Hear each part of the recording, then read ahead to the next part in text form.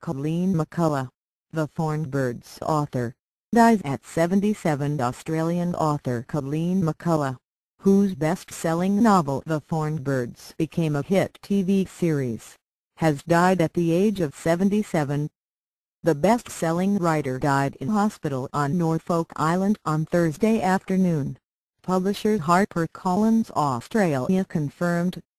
McCullough had suffered poor health in recent years, losing her sight and suffering crippling arthritis. However, she continued her writing through dictation. Shona Martyn, of HarperCollins Australia, paid tribute to McCullough, citing her as one of the first Australian writers to succeed on the world stage. Ever quick-witted and direct, we look forward to her visits from Norfolk Island and the arrival of each new manuscript, delivered in hard copy, in custom-made maroon manuscript boxes inscribed with her name, said Martyn. The world is a less colourful place without Col. Australian broadcaster Richard Glover tweeted, "Rip Colleen McCullough. I can't think of anyone who took such a miserable childhood and turned it into a life of such luminous achievement." Author Tara Moss tweeted, "So sad to hear of the passing of Colleen McCullough. She was fierce, funny and so supportive of other writers. Irreplaceable." Rip Colleen. McCullough wrote 25 novels throughout her career. She penned her first book, Tim, while living in America.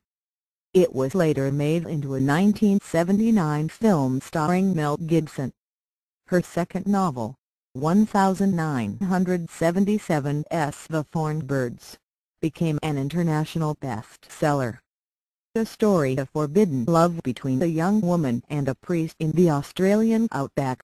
The paperback rights sold for a then-record $1.9 million £1.25m. It was turned into a popular television miniseries in 1983, starring Richard Chamberlain and Rachel Ward. Her last book, Bittersweet, was published in 2013. McCullough was born in Wellington, New South Wales and spent most of her early life in Sydney.